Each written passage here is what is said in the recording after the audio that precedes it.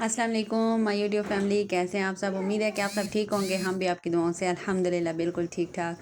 अच्छा जी जनाब, पहले तो हम मेरी तरह आप सब भी बहुत खुश होंगे और आप सबको मेरी तरफ से बहुत बहुत ज़्यादा मुबारकबाद, क्योंकि अल्हम्दुलिल्लाह फाइनली स्कूल खुल गए हैं, चाहे वो हफ्ते में सिर्फ 4 दिन के लिए ही क्यों ना हो।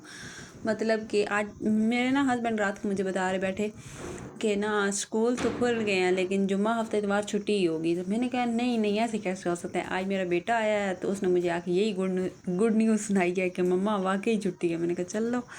अच्छा ये ना कुछ दिनों में हमारी बिजली इस तरह हो रही है, लाइट जो है ना घर की इस तरह हो रही है कि अचानक से ना, हाँ तो लाइट का ये ना मसला बना हुआ है, बिल्कुल डिम सी हो जाती है और मतलब हर चीज़ बंद होने लग जाती है। ये सिर्फ हमारे मीटर के साथ इस तरह हो रहा है। तो फिर अब देखें क्या होता है। मेरे हस्बैंड जो है ना वो कह रहे हैं, फिर उन्होंने चेक करवाया तो कह रहे हैं वो जो होते हैं इसके ब्रेकर उसके में कोई मसला आ रहा है, तो वो अब चेंज करवाना है। अच्छा जी स्कूल खुल गया था तो फिर मैंने बेटे से पूछा कि मेरे बेटे को ना अब वैसे इतनी वो आदत थी, वो चाय रस सिर्फ लेता था, लेकिन अब ये जो 10-15 दिन इनके स्कूल बंद रहे हैं ना, उसमें इसकी आदत बन गई थी। ये सुबह चाय रस लेता था, फिर 8-9 बजे की फिर ना कहते हल्की फुल्की आधी रोटी फिर खा लेता था, 12 बजे फिर ये आधी रोटी खाता था। इसको ना अब इस तरह दरमियान दरमियान में खाना खाने की आदत बन गई थी। तो मुझे अब था कि अगर ये स्कूल खाली मतलब पैसे लेके गया या ऐसे ही कोई हल्का फुल्का लेके गया ना तो इसको भूख लगेगी लगेगी।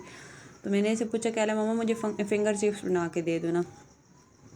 तो मैंने वो थोड़ी सी फिंगर चिप्स ही इसकी बनाई और साथ में मैंने इसको आधी रोटी दी। मैंने कहा अब ये फ़िनिश करके आना, और घर से भी मैंने इसको आधी रोटी खिला के भेजा था।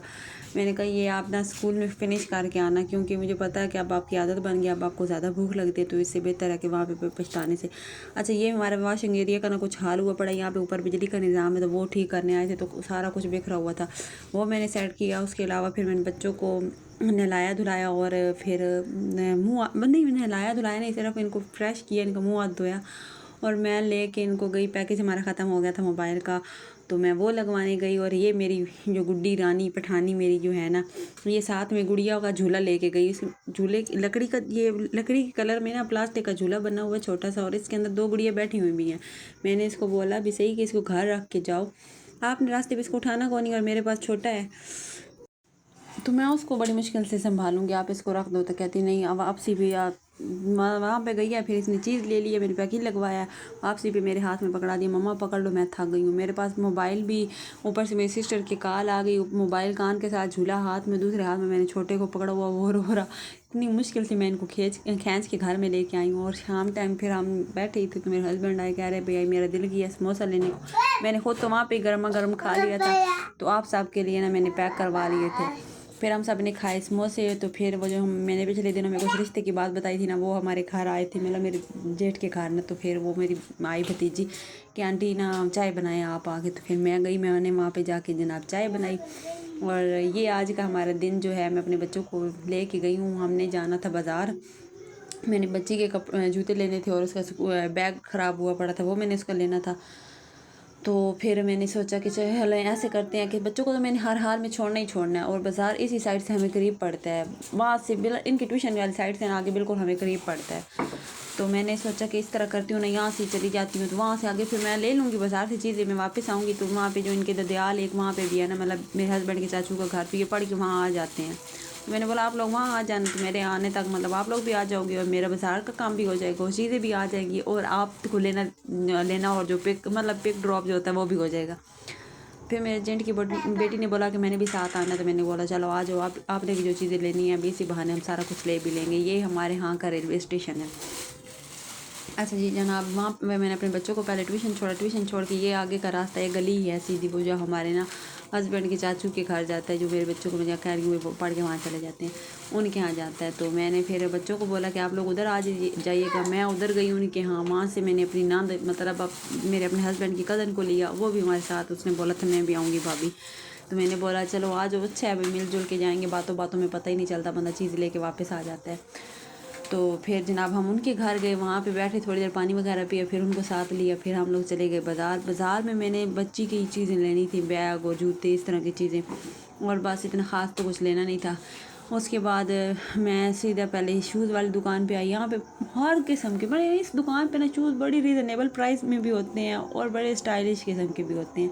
यहाँ पे ना मुझे कि जूते वगैरह सारे मैं ना मतलब देख रही थी और पसंद, वो सामने जो पिंक कलर में पड़ी है ना कैंची वाला जूता, तो वो वाला ना फिर मैं अपनी बेटी के लिए लेके आई थी। इसकी जो फूफो है ना साथ में, उन्होंने पसंद किया था, मतलब मेरे हस्बैंड की कज़न ने ना, कह रही ये अच्छा है, तो फिर मैंने वही ले लिया इसके लिए। बाकी हर किस्म के हर डिज़ाइन में माशाल्लाह, जूतों पे माशाल्लाह नहीं कहते तो मतलब हर किस्म के बड़े अच्छे अच्छे यूनिक से डिज़ाइन आए हुए थे। मुझे बड़े अच्छे सारे डिज़ाइन अच्छे लगे हैं, लेकिन यह था कि कैंची में इसका पाँव ज़रा मजबूत रहता है, दूसरे जूतों में इसका पाँव जो है ना वो ज़रा हो जाता है डिसेबल सा। ये वाला जूता भी बड़ा प्यारा था, मुझे ज़्यादा खुद ये वाला जूता बहुत पसंद आया था, लेकिन फिर मेरी वो जो है नान, उन्होंने बोला कि नहीं वो ले लो, तो मैंने उसके लिए वो ले लिया। अच्छा जी, फिर बाकी हम लोगों ने जूते वगैरह लिए, जूते वगैरह ले दे करके तो फिर हम वापस घर आ गए उनकी तरफ। मतलब जो मेरे हैं जहाँ पे मैं बच्चों को ट्यूशन वगैरह छोड़ के गई थी, वहाँ ही उन्हीं की यहाँ आए हैं वापस आने के बाद फिर वहाँ पे थोड़ी देर बैठे, हम लोगों ने चाय वगैरह पी, समोसे वगैरह खाए और फिर वहाँ से वापस आइए हम घर की तरफ आ रहे हैं। और मैं आपको जूम करके दिखा रही हूँ कि ठंडा मौसम होने की वजह से ना ये हमारे यहाँ से ना पहाड़ तक नज़र आते हैं। ये नौशहरा के वादी सून के पहाड़ है, ये हमारे एरिए से इस तरह नज़र आते हैं। और बाकी आज मौसम इतना अच्छा बना हुआ था और साथ में अब अज़ान का टाइम हो गया।